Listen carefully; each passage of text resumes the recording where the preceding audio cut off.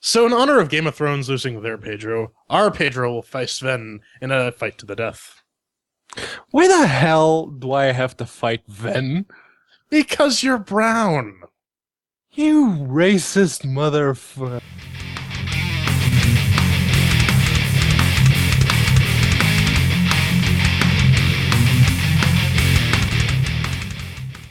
And welcome back to another Linux Gamecast Weekly, the show that covers the latest Linux gaming news, reviews, how-tos, and most importantly, whatever the hell else we come up with.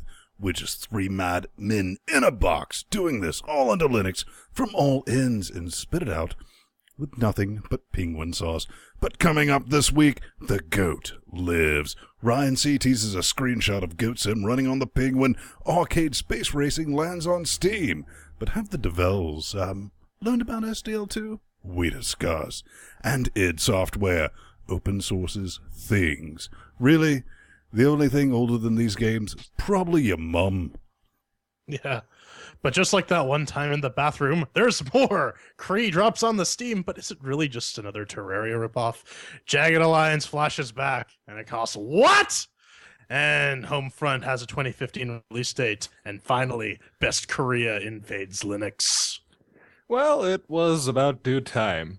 What was also about due time is virtual programming admitting to wine being a better way to play The Witcher 2 than their port, after everyone else had already said it was.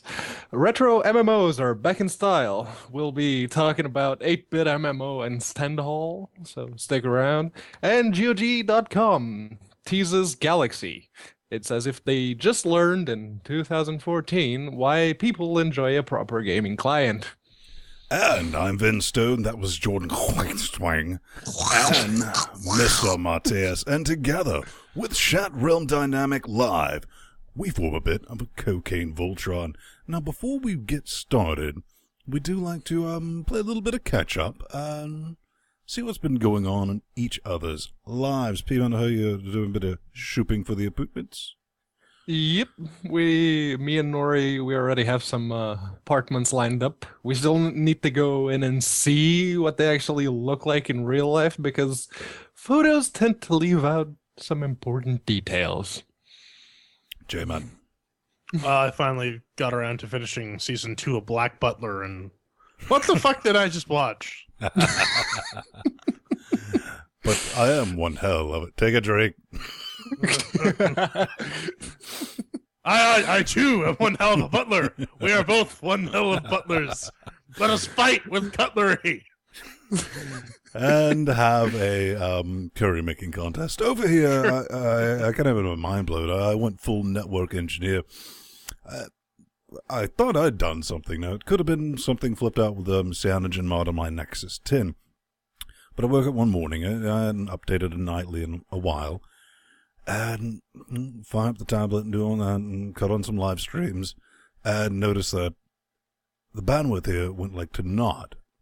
I was like, Then I went through the billions of things you start checking when that happens. Couldn't figure it out. Eventually got down to, was like, all right, do I have like malware or something on the tablet? Because, you know, you're looking at your little Wi-Fi thing, and it's not a peep. Then I finally go into, like, what's using the most? Oh, look, G Plus has uploaded 3 gigajoules of data. Right, how'd that happen? And I was like, I know it backs up pictures and all that. I have that cut on.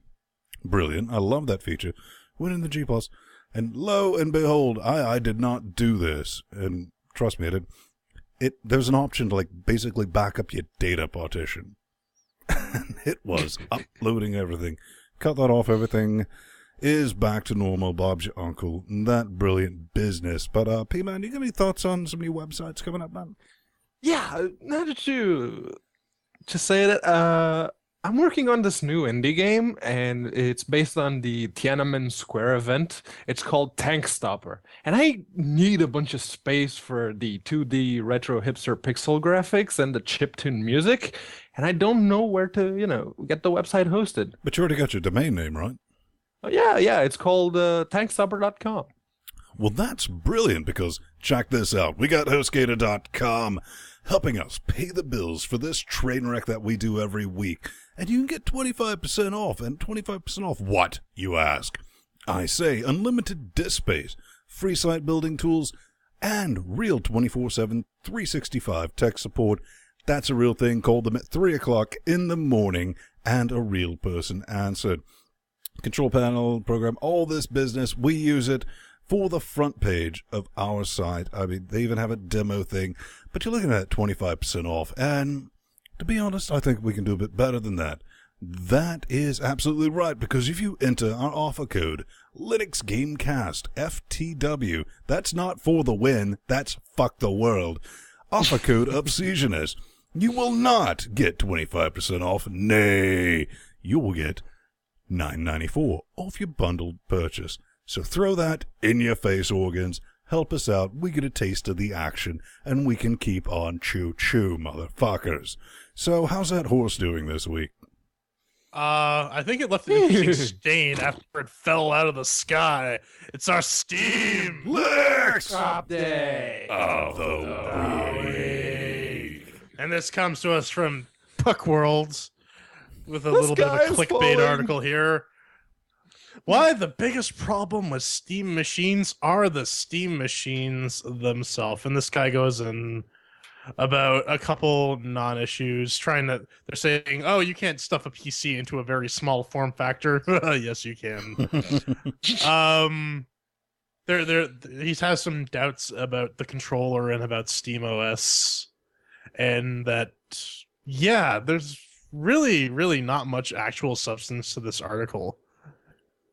Well, I think what he's saying is like, well, I don't see the purpose. I mean, we have consoles that could last for another 8 years, holding back the PC gaming market. At that 30 frames a second.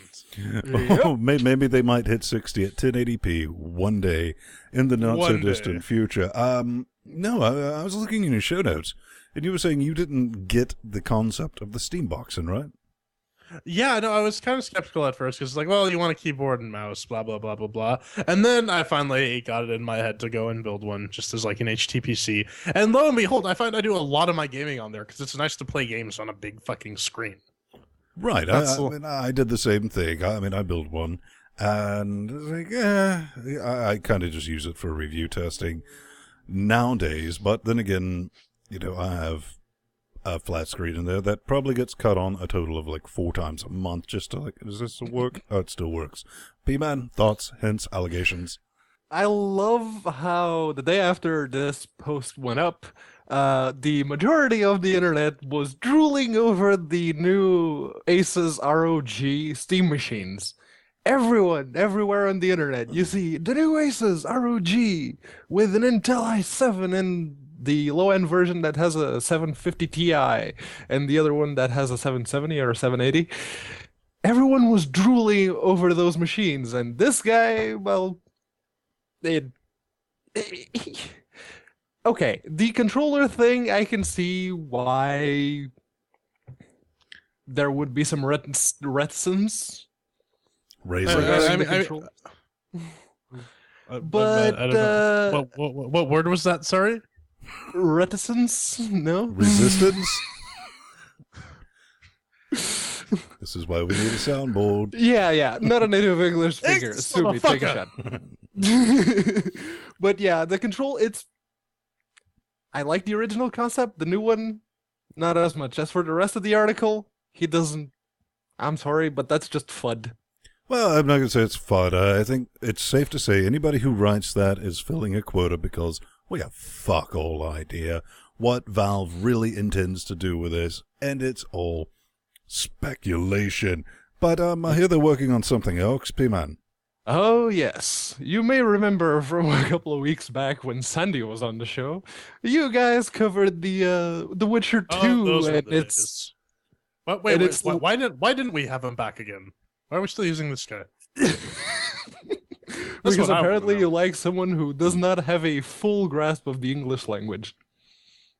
Eh. So what's this about? Yeah, so that's the developer of virtual programming. basically going on a tirade and outright lying, saying that regular wine works worse than their port, but then they admit, saying, however, with the CSMT patch, it does appear to be much better. Well, there it is. They themselves admit that wine with CSMT let me is read better this for than the their lovely port. people. I mean, one of the developers writes back on GitHub. Now, this is the unofficial The Witcher 2 issues, which the community had to create because fuck all FCD Project Red was going to be asked. Good on virtual programming for actually contributing to the discussion. And one of the developers, on my machine, using Play on Linux, Witcher 2 performance is worse than our port. However, with CSMT patch, it does appear to be much better. We're looking into why this is, because the open source community has spent over a fuck-mothering decade building wine, you dumbass. Yep. Poor multi-threading and avoids making whatever. Witcher 2 is making use of multi-threaded blah, blah, blah, don't care. So, at the end of the day, J-Man, do you think these guys just need to nope out, or are you looking forward to their Witcher 3 board? Oh man, you know what? I'm still curious to see if Witcher 3 is actually going to be native. But yeah, these guys are trying to fight a losing battle. They're trying to say that their product that they're trying to sell is relevant when, you know, that free thing that's been out for years and years and years, like Fen said, specifically replicating all the bugs in Windows that you require it to work, that you require for your program to work, is not superior to their proprietary thing that they've smacked together over the past year and a half. Moon technology.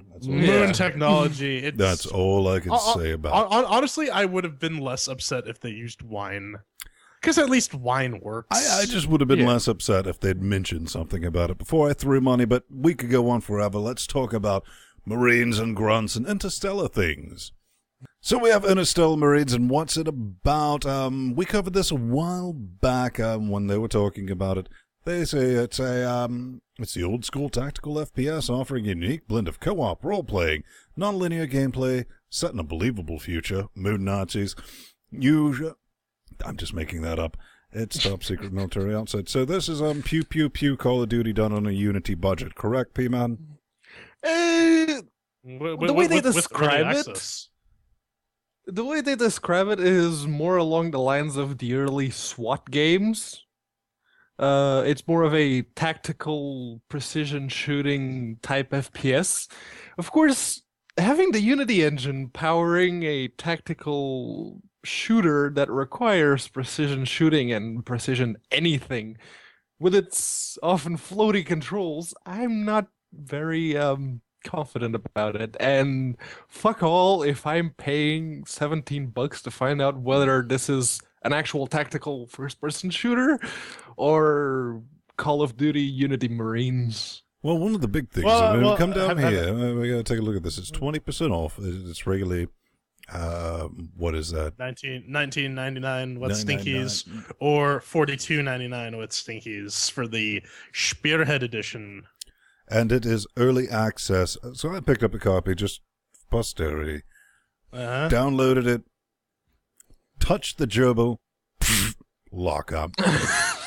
And that's when I first went, oh, look, a Unity game. What were you saying, J-Man? No. Have you checked out the roadmap? No. Linux support, co-op features, in-game profiles.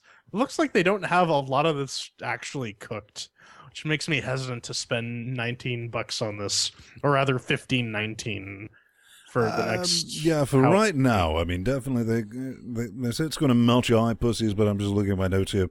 I do have it. Got some 770s. Got everything on 11, and moved in. This is one of the funniest things in the forums, because several people on the Ubuntus and also on the Doras were having issues with this touching the mouse, flipping out. They're like, we could set up a game where we only move forward and sideways for deathmatch. Says we can do that. But honestly, I did not find it in its current state to be visually stunning.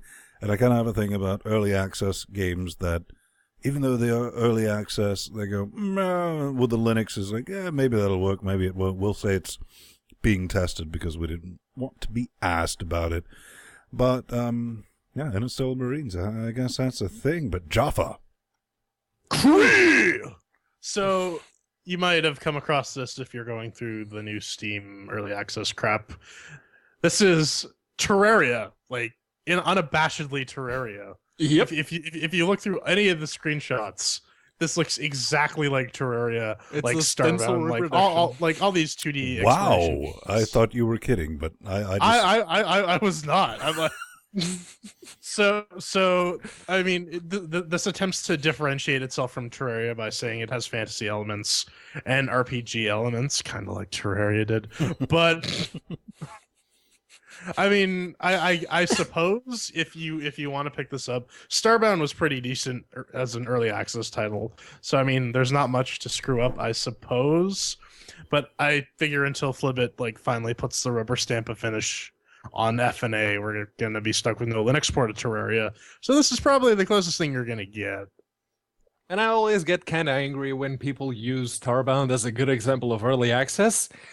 Those motherfuckers did not include rebindable controls in their game for well they did after you complained, so yeah, after like 2 months of me and everyone else on the internet complaining, they introduced a way to rebind controls that's not in the game. You actually have to go and edit the INI files, and I for one don't feel like going through the trouble of fixing their shit for them for a game that I paid for.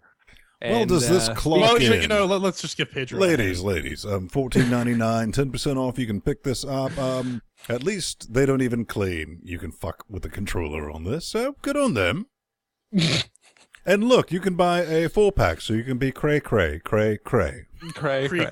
Just don't be cray. Just don't be cree. But up next, 8-bit MMOs. What the fuck is this, Pedro? Apparently, retro MMOs are back in fashion because last week we had Blue Saga. Now we get 8-bit MMO for free on Steam. Oh God, a hipster just went Super Saiyan, didn't he? No. Ven, scroll down a little. Scroll down to like this wonderful Steam page. What? All right. Someone cocked up the. How did it looks like it got beat with the same ugly stick that Linux_gaming got hit with a couple months back. In all fairness, this is free to play. It is, and they say it's there's plenty of fun to be had right now in the game. I tried it. There really isn't, but it's not done yet. I'm releasing the game onto early access because many players are already enjoying the existing content, but we're still developing and improving it with your feedback and ideas. So now you check out the Linux system requirements, though. Oh, there's Easter eggs. Not get. Oh, here they are. Oh. Not Gen 2. Not Gen 2. So there you go, Gen 2 users. Go fuck yourself. No, it's somebody on that development team spent 3 months trying to get it to work, and he tried something else. That's pretty much it. But up next, flash out. Oh look, Ben, where's your trench coat? I know, right? Yeah. Okay, what is this? You never heard of it? Flash Out 2, the sequel to the highly acclaimed. Yeah, right. It's finally here! Get into one of many ultra-fast ships and use your arsenal of rockets, guns, bonuses, and upgrades. But fuck all if you plan on being able to control them. I just threw that last part in because it's factually true. What is this? It's like, oh no, is this like F-Zero or some other awesome sauce? It kind of looks like it. A little bit, maybe.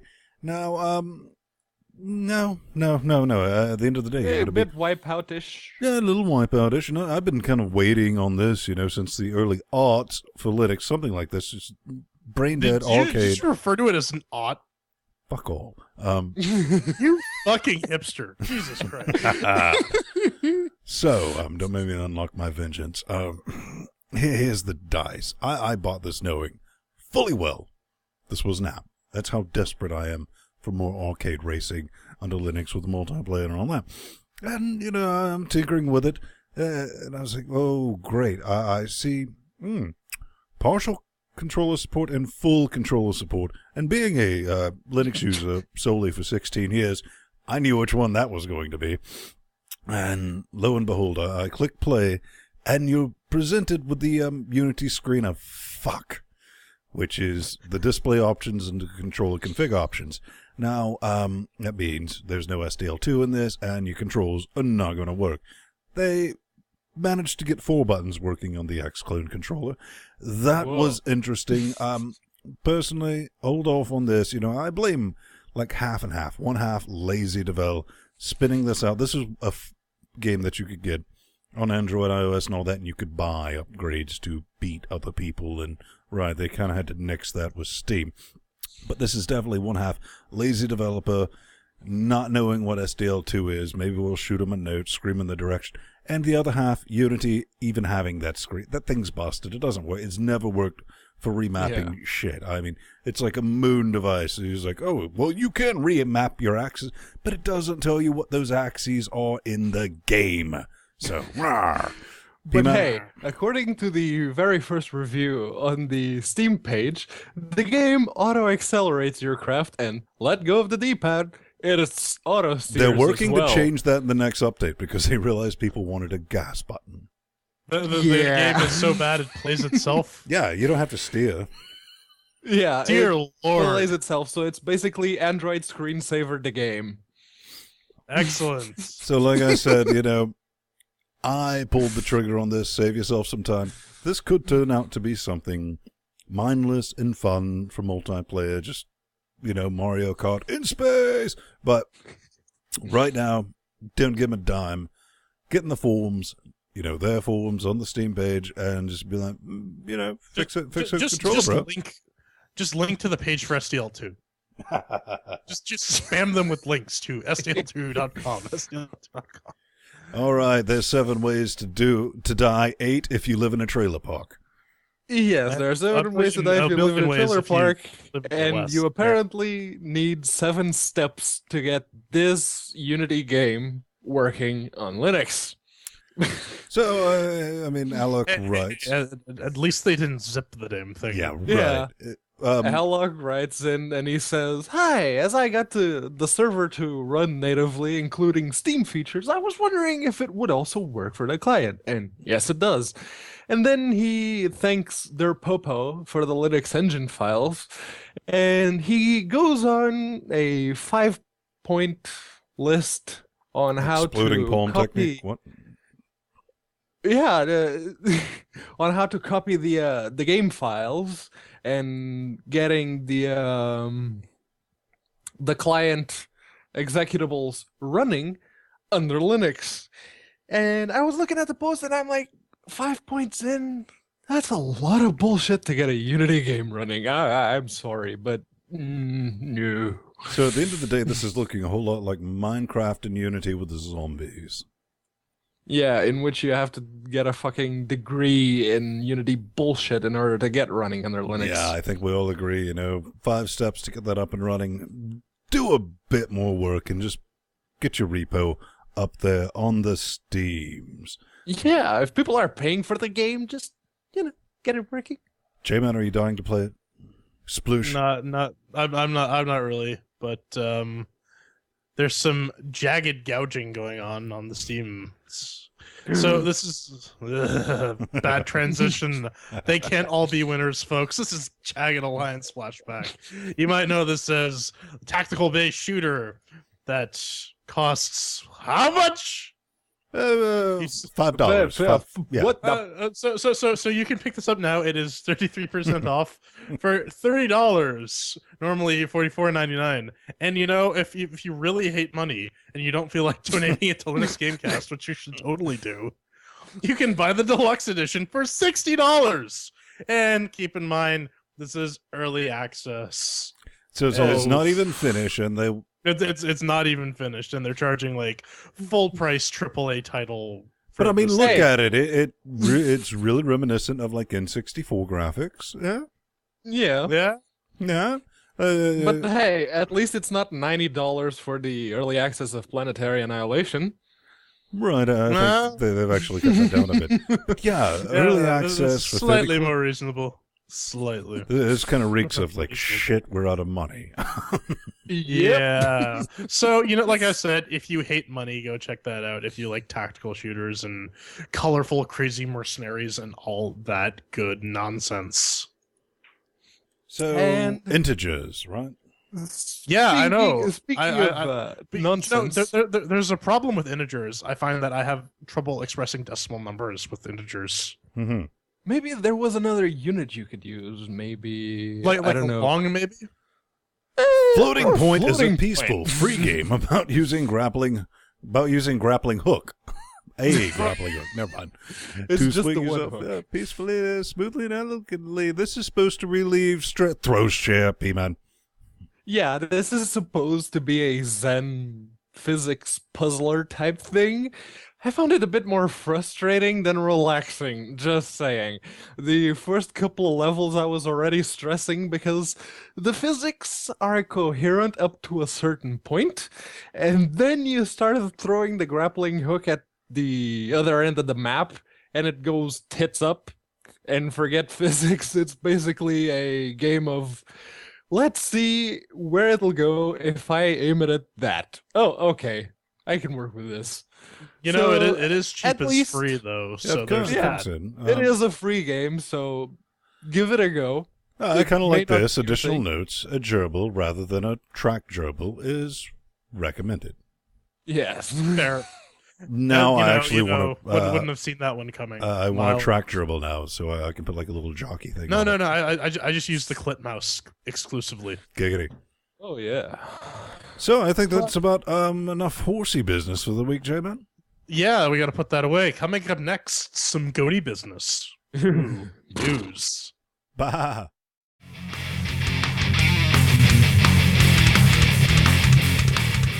And now that we're done horsing around with Twitch and its problems, let's get into some news.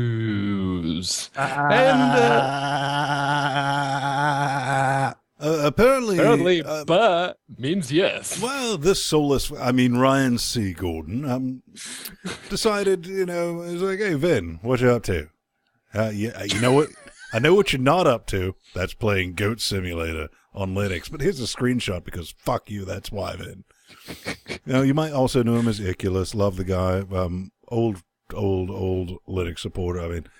That's brilliant. So we know it's a real boy, and personally, I wouldn't be surprised if this drops the second we start doing the review for this week, because that's the type of lovable fuzzball he is. Are we still excited about Goat Simulator, though? They just added multiplayer, so I'm actually pretty excited. I want to try this out. This is like it's fuck around the game, It is. and yeah. and now that- you can fuck around with your friends. Precisely. The multiplayer was one of the things that was actually lacking from the initial release outside of Linux support, obviously. But yeah, multiplayer, very good idea. Ryan, That's I something. know where you live. Stop messing with me. So, Nachi Mojangy thingies. Yes. So Notch is basically trying to stop people from charging for access to specific elements in game for Minecraft. It's an interesting issue because, running a game server isn't cheap. You got bandwidth, you got hosting, you got to take care of dragons, and of course, because you're running a game in Java, you have to give it all the memory. -mxxs. No joke about that. My first thought was like running Minecraft server, right? Yeah. you need to give that a good 7-8 gigs of RAM. So that's a pretty expensive server right there. But no, this comes from the Reddit. You can find it in the show notes. Yeah, yes, it comes from our games, not gaming or Linux_gaming, but games. So you can check out that discussion. They have some interesting points. Someone brought up that what they're doing, like paying for mod access or paying for access to, or charging for access to the Nether, actually does violate Minecraft's end user license agreement. So Mojang is well within their rights to be doing this. But yeah, hosting a Minecraft server can get expensive. So you know what? It's a very complicated issue. What you guys should do is go to Chat Realm and maybe start discussing this. Huh? So Yeah. I heard our best friend BFF Gary Newman had something to say. Yes, yes, he did. So Gary Newman, a very laying low kind of guy. He'd never get into any sort of internet conflicts or anything. So You mean the guy he who gave us a decided- bunch of free Rust keys? Yeah, that particular one. But he decided to chip in on this particular matter and say, do whatever you want with your servers and your mods created in Gary's mod /Rust. It's your hard work. If you want to charge, go ahead. So, yeah. Do whatever you want with the girl. Poke Just that don't bear, hurt Gary. me. Poke it hard. Personally, I mean, I don't.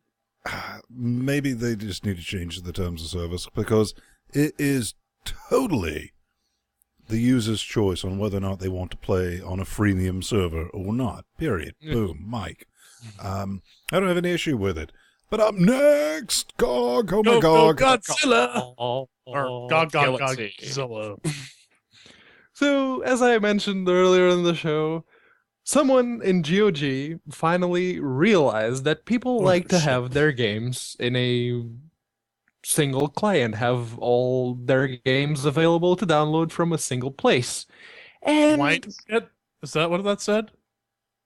what? The video going on, it went from ownership to wine, Wine shit. Show title. Wine shit. But yeah, so they finally decided that no one gave a damn about their former client, the GOG.com downloader thing that used .NET. No one gave a damn about that, so they're like, yeah, we want something like Steam because those guys are getting a lot of money. So, Desura 2.0. That was my first thought. I looked at this and I was like, oh, you want a 100% less Second Life. DRM free delivery mechanism? And they're like, brilliant! But, you know, J-Man, we discussed last week that they're looking for a Linux engineer, a Linux technical guy, A wine specialist. a wine specialist, and somebody who can work with DOSBox. And I'm kind of feeling it. I was like, all right, it would be nice to organize all the good old games that I've never fucking bought because these fuckmother has never really supported Linux when they had a chance before it became the cool kid. And Yep. that would be kind of neat. They're always like, well, it's DRM free. And I was like, yeah, that's going to work. But if it's a bunch of native stuff, I'm going to be fine with. But if we get a bunch of I don't care what delivery mechanism you use, you're still not using the proper lube before you ram me. J-Man, are you excited, Turbo? Well, I mean, to be fair about the whole wine thing, like I said last week, these guys are resellers. They don't necessarily have access to the code to the games they're selling. I can understand why they want to bottle it in wine and DOSBox. Whatever, that's cool. As long as they list that up front, I'm fine with it. Yeah. But I mean, I guess to some degree it would be nice to have a standardized console to manage all your GOG games. But I think they're just sort of And we should saying, point out oh this yeah, we client have is our optional, solution. right? Here's this problem that you're having. You can't copy games out of Steam apps. You can, some of them. Shut up, Pedro. That's not what they're saying. So that's the thing. I mean, it's not a real boy. We don't even know when this thing's going to ship or if it's going to ship. But make sure you scroll down because there's going to be witching everywhere on GOG all of a sudden. The Witcher adventure And that's game. not going to be a Linux game. I know. Brilliant sauce. Teardrop. But speaking of old shit, Billions of years ago in the future past, you might know Flat Rock Software because that's where Carmack and the boys really got their first genuine start. And they have decided to go back and release this business. Catacomb Abyss, Catacomb 3D, The Catacomb, and Hovertank 3D. Actually, Catacomb, the original one there, I would have to break out some Borderland Turbo Pascal to start digging around in this code. But the rest of the business is your standard. I think there's a GNU Pascal compiler you can muck around with. The rest of the business is C++, so there might be some hopes of getting these things from billions of years ago. It'd be fun just to look at the code. To be honest with you, it's probably best just to run it in DOSBox. But that's coming from GitHub. Find it in the show notes. J-Man, P-Man, any thoughts? No, this is just the early days of John Romero and John Carmack, and they're paving the way for games like Hexen and Heretic. Might be worth giving it a shot if you like pulling games, old ass games. I literally cannot object to people open sourcing their old game code. So good on Carmack and folks for doing that. Yeah. And that's about as far as I'm going to go in that stream of thought. Well, what was Coming that? up next, Wait. Well, When I first was like, it is open sourcing news, and I was like, oh, that last game they made that nobody bought the engine for. Rage. Because ID Tech 5. it has a... Mega textures. Right, they realized that, creating a tech demo game Full of for pop-in an textures. engine that and it was like, no. And I was like, just open source that. Nobody's going to license it. Come on. Homefront. Yes, Best Korea is coming to Linux. You may have heard of this thing. It's called the CryEngine. And recently they've announced that it's going to be supporting Linux from here on in. And one of the games that's coming out on the CryEngine for Linux is HomeFront. Now, you may have heard of this one. This was a console game from a couple years back where Best Korea decided they've had enough of their shit and take over the US.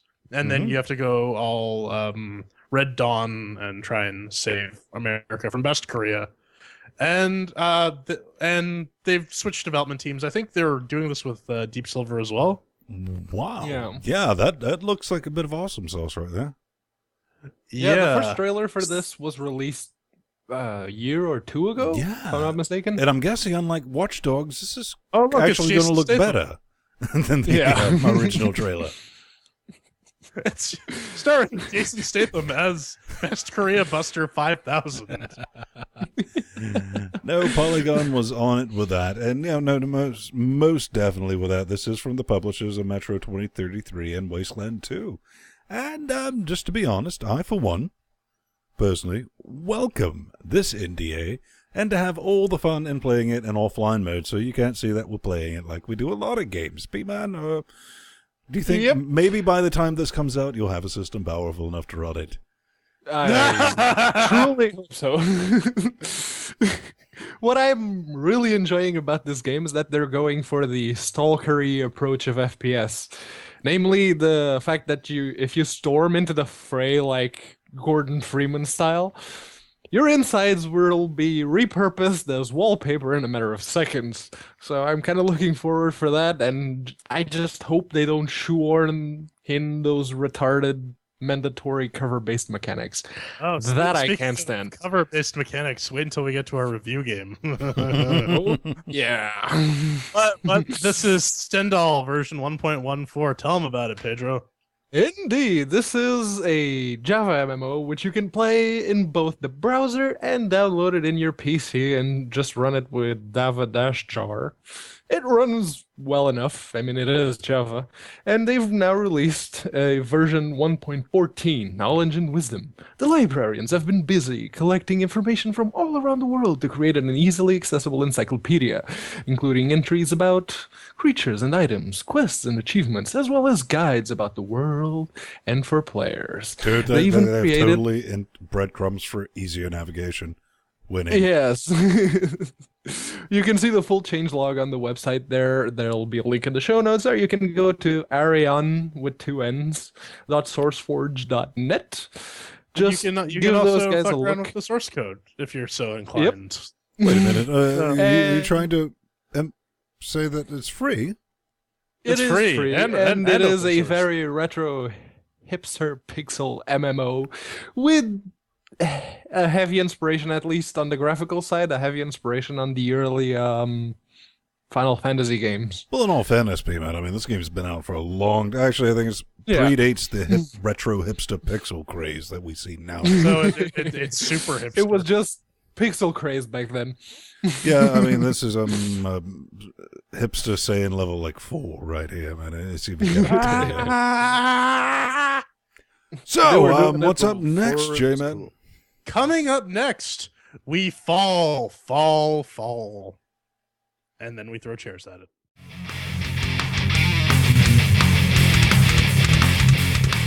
And we're back reviewing The Fall from Over the Moon Games. It's Unity. You can pick it up for $9.99 with Stinkies, and it's based on Tarsim's movie The Fall. A lovely story about a pathologically lying stuntman trying to murder himself with morphine, and the sweet illiterate foreign child who saves him from himself. Wait a minute, that's not right. That's not right at all.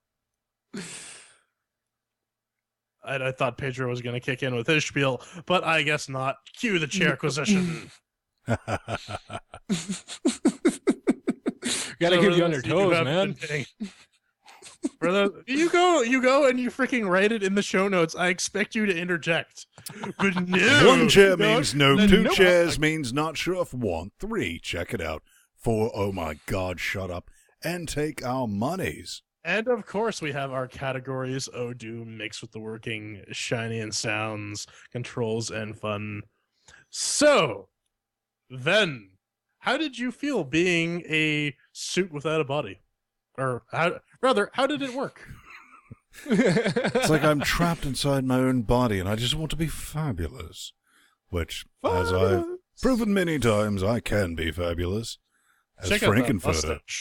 It's brilliant. How did it work on our 1204 Ubuntu minimum test system of mightiness? Pretty much out of the box. Standard Unity lot, but there's a small issue. How can you manage not to capture gerbil input on multi-monitor displays in 2014? But I'll get into that. I think everyone might get into that business a bit later. So I had to ding it a chair for that. So we're going to give it to 3 chairs for Mixed with the Working. What type of system of nightmare fuel are you bringing to this party, J-Man? Well, I got my A10 5800K running the AMD or the Mesa open source drivers, and I got my machine here, an AMD 1090T and a NVIDIA 670 superclock, both running Fedora 2064-bit. And I have to ding it one chair because the first time I started it up on my Steam box, nothing, nada, zippo. I thought maybe this is gonna be part of the intro. 5 minutes later, I decided, no, that shit needs to get killed because it wouldn't even close. And I gotta ding it another chair because despite its much lauded audio with its full voice acting and whatnot, audio didn't work on my end at all. So I'm gonna give that 2 chairs. And for me, on the calculator running Aurora 2032-bit with an ATI 5650 HD, it ran mostly out of the box. I didn't really have any problems actually running the game, except for the fact that Ven already mentioned it did not capture the cursor. So every now and again, the cursor would show up on the other monitor, and I'm like, no, it's 2014, man. 3 chairs. All right, so that's a rocky start. That's 2 chairs for Mixed with the Working. I can't speak English. Apparently, Pedro's Portugueseness is transferring onto me over the internet. Shiny and Sounds, Ven. Shiny and Sounds. Let's take a look at some of the shinies. Maybe not so much with the sounds. I mean, it looks like a bit of all right. You know, this might not be what you want to take to your mom and say, I want to get married to it. But for an indie game, it passes the score. The graphics and voice work are really above average for your standard indie joint. I was not expecting so much. It's a bit dark. And when I mean dark, I don't mean like, oh, hey, who turned out the lights? Right, who turned out the lights? That's what we mean. So, for shiny and sounds, it's not going to blow you away or anything like that. It's average. It's a bit meh. So that means it's a bit 2 chairs. You know textures are expensive. That's why you have to darken everything up so that you can't fucking see what the hell's going on. They have that stupid slider at the beginning of the game, make it so that the letters are barely visible. They're barely visible on like the first notch. And then I started the game and I couldn't fucking see anything. So I kicked it up, and I kicked it up to about halfway, and it's still pretty hard to see. Like I said before, no audio, so there's much lauded voice work not getting any of it. The atmosphere, though, at least from a purely visual standpoint, I kind of get where they were going with that. It seems all dark. It seems dingy. There's that dude who's crucified. That's all good. I could give it 2 chairs for attempting something, but again, I didn't get the full picture, mainly because it didn't work. So, 2 chairs. Yeah. So I'm with Ven on this one. Very competent voice acting for an indie game that's rare. Using the pitch dark environment as both a style choice and a way to hide the shortcomings of the Unity engine was actually a good thing in my opinion. And it is basically, hey, who turned out the lights? The video game. The one bit of criticism I have is the character's gun. It has a flashlight, and it doesn't illuminate a goddamn thing. For a futuristic AI-controlled power armor / spacesuit thingy, That needs a flashlight? yeah, the flashlight needs to be a bit better. Just saying. So for your me, standard run-of-the-mill keychain flashlight, which will outperform that and illuminate an entire yeah, room. miles Yeah. better. So for me, 3 chairs. It's really the only bit of criticism I have. It's the best you can do. All right. So that's 2 chairs for Shiny and Sounds. And now, and now the control section. Now, Ven, I know you had no issues whatsoever with controlling this game. Period. Period. Story. Not capturing the gerbil input makes it hella difficult to play with your gerbil and keyboard combination. And I wouldn't make such a big deal about that, minus the X-Clone mapping being busted. You would not want to... Welcome to my world. Yeah, I'm trying to play this, and I was like, this is a drinking game. This layout, I mean, I felt myself like twisting my hand around trying to do this button. It's completely unplayable. This is what you do to have fun and take shots. No other reason. And for an advanced AI, it kind of moves like ass, man. I mean, yeah, so maybe we do a little bit of the drugs here, but whoever developed that momentum physics thing, if you try to move left, right, jumping up and down real quick, that's busted. Well, you have to assume that there's a dead or semi-dead There's guy a body in inside there, right? And that I fear that somebody came and was like, that'll excuse this rubbish. Let's put a body in it. So for the controls, you know, hydrofluoric acid is expensive. right? Yep. And Flying Spaghetti Monster help you when the combat starts, because that's what I flipped the table, noped out, and just went, you know what? 1 chair. That's what I did. True story. Oh, so after reading Ven's comment about like the controller mappings being complete shite, I said, "Fuck it, I'm gonna play this entire game using nothing but the controller," because I hate myself. As is tradition. So just to give you an idea of what the controls are like, I'm holding up my Xbox controller here.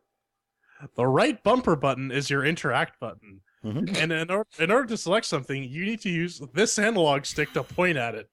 So when you're trying to, when you're trying to point at something and hit the bumper button, it's super awkward. And then you have to go through. Better yet, you have to go through a context menu using the left analog stick. So and this is everything you deal with. You have to hover over something, click on it, select the right context item, and then get on with your life. It is just absolute, completely wiggity fucking whack. Jalen, before you give the score, I got to say, holding the controller backwards seems to make more sense. Actually, yeah, you're fucking right. Gee, why didn't I think of that? God damn it. But yeah, someone was on some bad acid when they set up the control scheme. Also, if you're using a stock Xbox controller, I found that the controls are super twitchy. This guy has extra crap in here for precision, with like extra physical resistance on the buttons and whatnot. So that was the only way I could really play that with the controller. So 1 chair, it barely worked. And yeah, we'll get into combat a bit later. Yeah. So this is we made our Unity and we didn't know about SDL2 the game, because that's really the only option for the controls being this out of whack with reality. Playing with a keyboard and mouse sort of works until the cursor goes outside the window and you start clicking on random things you have strewn about your desktop, which is not a good idea. And of course, the PS2 DualShock controller, the layout is completely and wrong and outright unusable. So the right analog stick, which you need to aim, doesn't work. You aim with the D-pad. You move around with the left analog stick normally. Now try and use the controller like this. No, you hold it like this. Oh One wait. chair. Oh wait. All right, so that's one chair for controls. This is looking good. Coming up next, fun. Ben, did you have fun? Well, look at it all. I mean, for a 2.5D point-and-click adventure game in space, I kind of get the story and graphics, the voice work, like I said earlier. They're a bit above your average sauce, no doubt about that. Combat, complete rubbish. The second you realize that, flip another table. I mean, take a shot. We're adding that to the show notes. Then some of the bugs, and I shit, that's what I was reading into the forums, because it was like, I found this bug because I couldn't actually hide or duck behind this thing at this one time. And the developer wrote back, I disabled jumping until they enter cover, and they're talking about when you first get the gun. And the guy was like, the fuck all did you do that for? I thought there was like a game-breaking bug with it. He was like, well, I did that, quote-unquote, for the feel of that. Fuck you. All right. That really zaps the fun. So much promise. That's why I'm so pissed off about this. It's not because I hate the game. It's I can see what they were aiming for and how far they were from actually doing it, and they said, fuck it, publish it. So for that, I mean, fun. It's not complete shit. You're going to hate yourself for buying it. Let's just go ahead and get that.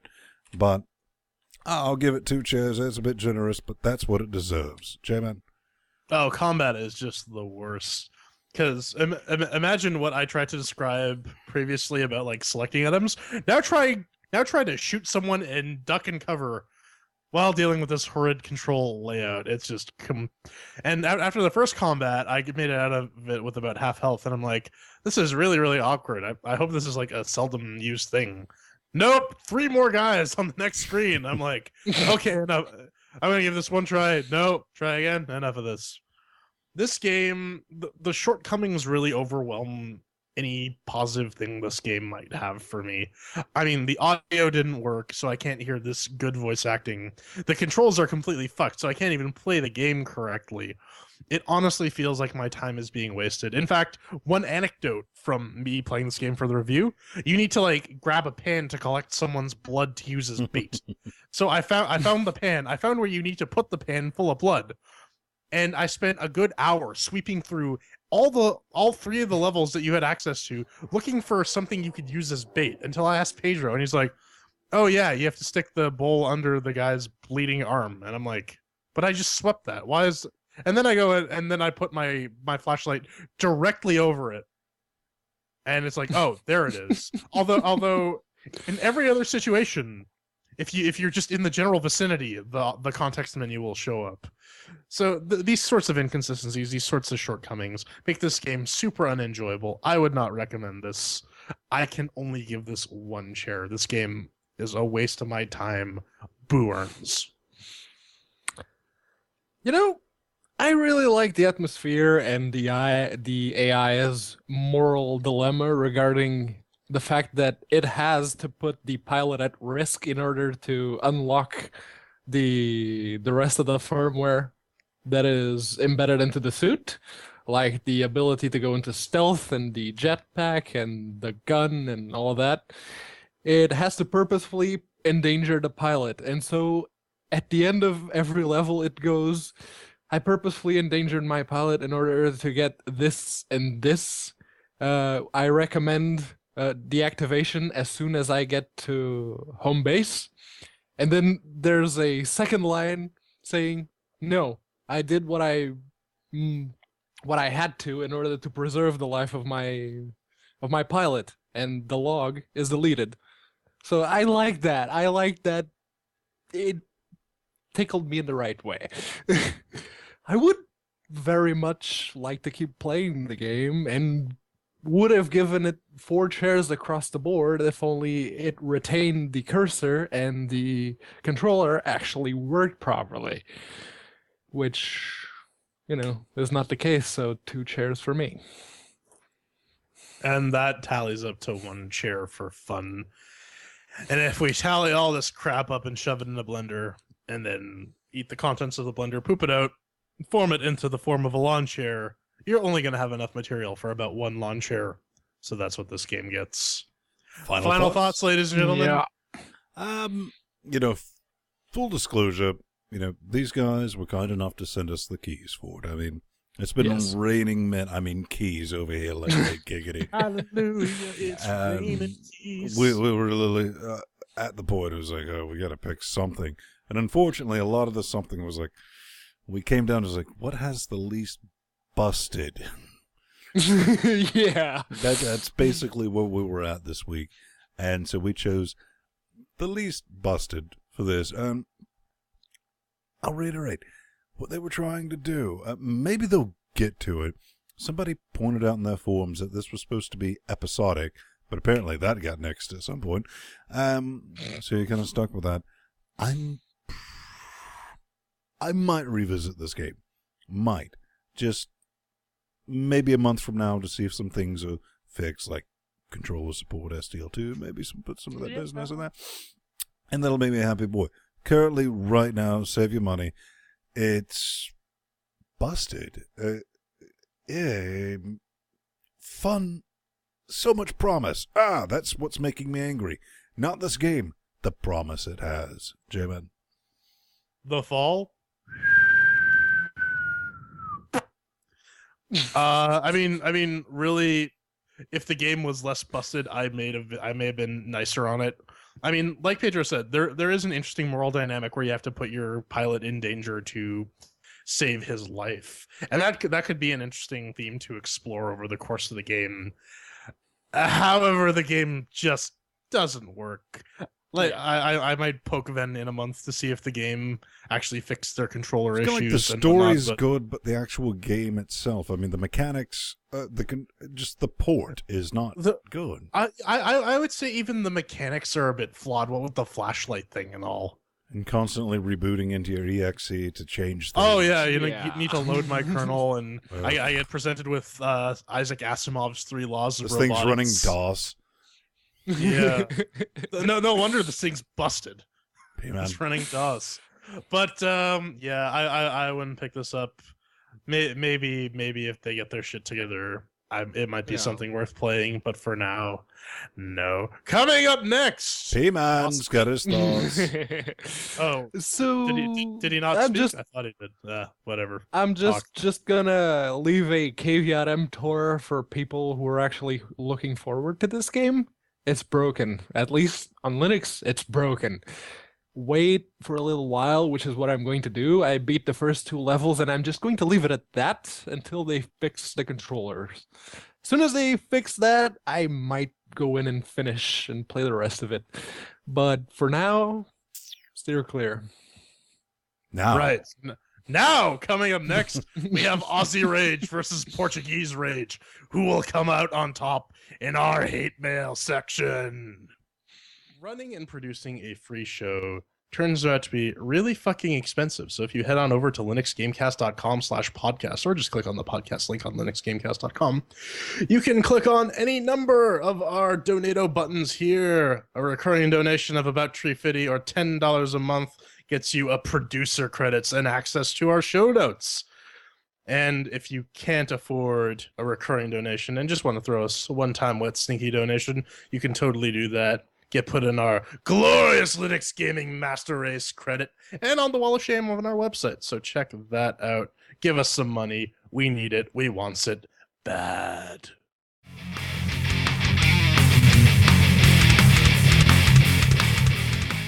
Stretching in from beyond the realms of imagination comes the hate mail. So, just a quick reminder, as usual, if you'd like to get in touch with us, please head on over to LinuxGameCast.com, push that lovely contact button on the nav bar there, fill out the form, prove you're smarter than a bot, and we'll be happy to feature your message in this very segment. Unless, of course, you're trying to promote Kickstarter, Indiegogo, Steam Greenlight, while that's still around.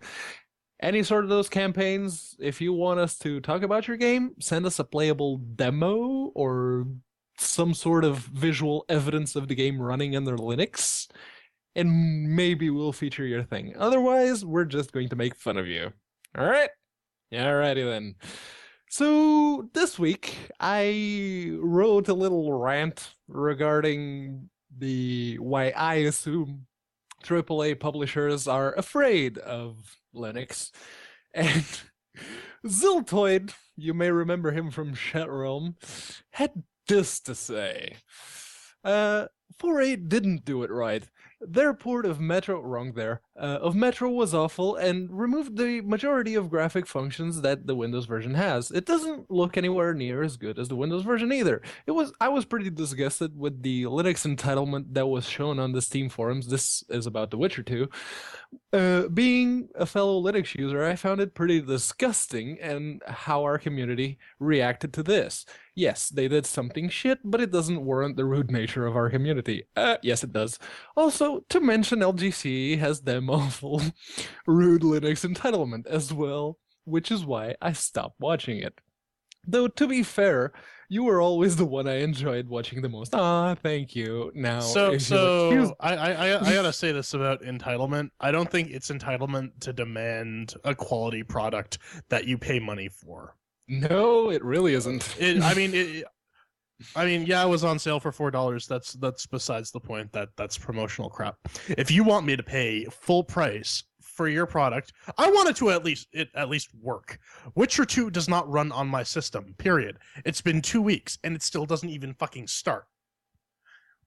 And yeah, that is entirely unacceptable. If this were any other industry, this would be if this were a car industry, these guys would be out of business. If this were the furniture industry, these guys would be sued out of their minds. But instead, it's the video game industry.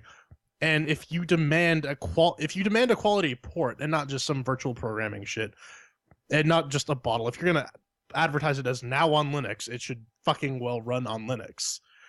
You shouldn't be surprised that when you fail to live up to that expectation, people get mad. And the developers have been getting on the defensive when really they should be going to the community and say, all right, what can we do to fix this? Yeah. Because money was spent. People are pissed off because their hard-earned money is down the toilet. Now, addressing his other point about the game running really crappy on Linux, I don't believe that for a second. I mean, you could actually attribute a lot of the missing graphical functionality to the fact that this is a DirectX 11 game that they had to reproduce in DirectX 3. Now you're talking about Metro Last Light. Yeah. Yes. That's what I said before about Metro. So, I mean, yeah, you can point the blame on Linux, but really that's not it. They're trying to target as much hardware as possible, and OpenGL. And it's not even it either. It's not just they're trying to target different hardware. The Linux version was ported from the Mac version, and OpenGL on Mac sucks big balls.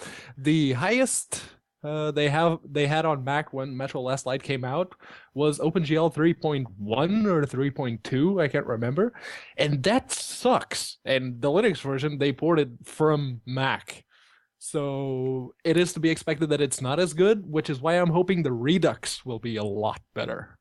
And even then, with this inferior quality Mac engine, it still runs awesomely on my system. Yeah, on both of them. Even on my calculator, all things considered. Yeah, on freaking open source drivers. So there you go. I feel your complaints are moot and are just trying to defend developers that don't feel like they should be held accountable for their business decisions. they're not deserving of fanboys defending them. If you're spending money on a game, why the hell are you being so defensive of them? You're a consumer. You should be trying to look Outraged. up for your rights, not I mean- sucking I their mean, dicks. Yeah, consumer rights are absolute shit. You have to fight tooth and nail for everything, and that's what we're doing. I don't think it's being rude and entitled. I think it's being a consumer who was slighted and wanting some value out of their purchase. Yep. And now Ven has his whole thing. That's more of a personal attack. So I'm gonna let him get on with that because he had like this 2-page rant typed out. So I'm sure he wants to get to it. Well, we're going to get to some things. Entitlement. This is something we need to address as a community as whole. Entitlement. I'm entitled to exchange wet, stinky cash for goods and services. I'm entitled to complain if that doesn't work. What we're seeing, let me say it, the majority of people who were saying, well, we're not worried about it, are people who dual boot. So to them, if The Witcher 2 doesn't work fantastically under Linux, that's their toy operating system that they're playing with. That's no big deal to them. They'll just screech on over to Windows and continue playing their games. That's fine. I really don't have an issue with that. Dual booting's fine. I'm sure everyone's been there at some point. Here's where the problem starts. If they released a game on Windows that was as busted as this, would I get to call you entitled for demanding that it work? No, that wouldn't make sense to your little brain. You don't... Alright, how do I put this without coming off right? At the end of the day, take that shot. I'm fine with people who dual boot. That's brilliant. We would love you to join our entitled Linux master race. I've been running Linux only since 1995. I do get to put my pin in this hat. But if you're dual booting and you're tinkering with Linux and you think SteamOS is a great thing, love you, you're fantastic. What you should not do is fucking step into our politics. For the people who've been there for the past decade and a half, fighting to help us get to this fuck-mothering point to where we actually have decent ports, like Metro Last Light. People are trying. They are working on it. They want to make it better. Not this Witcher 2 bullshit that you don't really have a stake in whatever, because you're going to screech back over to your little Windows gaming box. Call it a day. Stay the fuck out of our politics. That's what I want to say to that. It's not entitlement. Entitlement's a fuck-mowering word that you use to let you go to sleep at night because, take another shot, at the end of the day, it saddens me that you call yourself a Linux gamer. And the whole entitlement shtick has been around for a while, and recently Jim Sterling did a Jimquisition on that particular subject. I highly recommend you go and watch it. It basically encompasses everything Ven and Jordan already said. You are entitled to a working product. You are entitled to some degree of truth when it comes to a product you're buying. If you're buying a product which, until anyone really bought it and went in and figured out that it wasn't a native port, you would assume that it was actually a Linux game, a native Linux game. It wasn't. It didn't say anything regarding the wrapper or whatever shit state it came in the Steam page. That's deceitful. That's really, wrong. P-Man, all you have to do is flip it around, and what if they downloaded a Windows game that wasn't really a native Windows game? Precisely. Imagine you were trying to play... Imagine Metro Last Light had come out for Linux first, and then you had to play it on Windows using Cygwin. Pretty sure you wouldn't be very happy about it. No, they would love it. They would absolutely love it and have no issues with it. But that's a story for a different time. We talked about this last week. So, this guy, Zodetel, or Zodetel. Now, he posted last week on the show about DRM Yes, And Steam, you can right? you can skip on over to that hate mail segment and watch it for yourself. But we replied saying, I don't think it's Valve's job to enforce whether devs use DRM or not. To which he replies, I wouldn't correct you even though you're right, but this was not my point. I was just saying that Valve could push for DRM free without forcing anyone, like they're pushing for Linux. That is, by having a DRM free section on Linux, on Steam, to speak in favor to the publishers like they do for Linux. Now, I understand if you don't much care about it because today you're fine with Steam's form of DRM, which is admittedly less invasive than I've seen, but I'm not fine with it, and it may happen someday that it will be problematic to you too. E.g., you want to switch to a better open gaming platform. Disclosure, I'm a contributor to Lutris. Hi, Striker! Yeah. That day, you may realize that having a big library of games locked into a single proprietary platform wasn't for the best. So, to which I would report, yeah, Valve can push it, but those cries will fall on deaf ears. There are going to be developers who insist on having DRM in their games, and despite Valve's bitching and moaning, they're just going to say, well, we're going to sell it on your platform, or we're going to put it on Origin and you're going to have to go through that, or we'll put it on Uplay and you're going to have to go through that. So really, I would rather just have the single unified platform. A lot of the games are DRM free anyways. You can just pick them up and drop them out. Yeah, there's plenty of them. I mean, just by virtue of Steam being a good DRM service, you're seeing a lot more games like that because they don't feel like they need to have their own authentication scheme and their own whatever. They need to keep their games locked to the person who purchased it. So, and it's not just as Steam develops the platform, DRM really becomes more or less obsolete, and then you can just take your games out and drop them in other directories, and you'll be happy. It's not just the unification of DRM that's the issue.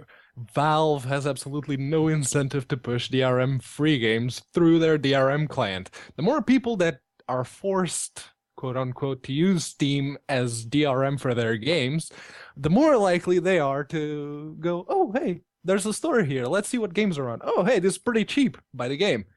That's how Valve makes money. That's one of the reasons Steam is the monopoly that it is today. It is a very good DRM client. It doesn't get too much in the way of users. Granted, you don't actually own most of your games. They're just... you're renting them, so to speak. But they have absolutely nothing to push them to promote DRM-free games to be sold through their DRM client. I guess at the end of the day on that, we're saying that, yes, I get your point, man. 20 years from now, some of these games, what if Valve decides to pull the plug and on the Linux thing and it's like, oh shit, we don't have the SteamOS option anymore. But yeah, we're still getting fucked, but at least we're not getting like Origin fucked. Yeah. It could or worse. Microsoft's Zune fucked, where they shut down the service Microsoft and people games lost all for the music Windows they had Live paid for. fucked. So We're slightly fucked, but not terribly comrades. Yes. Don't grade 86. Time to brush up on Ninjas. Russian, kids. You ready? He writes, is not working on 60 FPS and HD aspect ratio for Avengers. Now, And he gives 2 GitHub links. I mean, there's, Russian. I mean, Yeah, this is all that discussion's in Russian. yeah, it's straight up moon speak. The Russian discussion. is Minus over. our one Russian friend. I mean, we covered Avengers a couple of weeks back. I mean, they actually ported it to Linux. We weren't going to cover it. They sent us keys, and they're like, no, we're working STL and all this business, and they're moving it over. I mean, genuinely, they're working on, HD textures and 60 frames per second, so it won't run on next-gen hardware at 1080p. The biggest thing that kind of caused me pause, and I was like, wait a tick. It didn't faze me at first, and I was like, the creator of this cult classic just casually just drops his lines, and I was like, oh, by the way, check this out. Yeah, I'm working on it. That sort of lends itself to the incredulousness of what the fuck? Why are people respecting Linux, or why are people caring about what LinuxGameCast has to say? All of a sudden, it's just kind of weird that somehow we're thrust into this position, and it is really weird when you think about it that way. Yeah, about that. I noticed something today on Linux_gaming. Namely, someone posted a thread asking if there was interest in a Linux gaming podcast and a Linux gaming YouTube channel. And three people whose names I do not recognize, maybe they're watching us right now. Thanks, guys. They posted links to the YouTube page, to our website, to everything. And I'm like, good times. Thanks, guys. Seriously, spread the word. But no, we totally created this. Before Steam was released for Linux, and we were like begging to have 5 stories a week, right? Oh, right. Damn it! I was going to say that we were doing this to monetize on something, but no, that's awesome. 60 frames per second. The other link. He's screaming about they're getting the HD textures. And I, for one, welcome our comrade. And I look forward to much playing updated version of Avengers. Maybe with working controller support this time. I'm a big fan of Avengers. If you could hurry up port, I'd be happy to test beta version of a new update coming. If you want, send to me. I'll be happy. So are we going to show the Pizza Dude Super Hexagon thing, or is that just like not happening? It's already gone. It's already gone. And on that bombshell, cue the music, because you can always find us every week at LinuxGameCast.com. Watch us live if you get a chance. Twitch is being quite a bitch this week, but hey, maybe they'll get it sorted. You can always find me at Vinstone on the Twitter nets, plus Vinstone on the G pluses, and my He-Man, I mean. And I say, hey, what's going on? A lot at the Burning on Twitter, or plus Jordan Svung on the Google Pluses. And finally, the Space Mexican. Hello. I am not Pedro Pascal. I'm Pedro Mateos. Close enough, but he's a lot more good looking than I am. Don't you have a splitting headache, though? Yeah. Don't you feel like your head's being crushed by a mountain? Yeah, you can find me at Unaccounted For on Twitter, or plus Pedro Mateos on Google Plus. So, I guess at the end of the day, lovely people, let's just make our best entitled faces.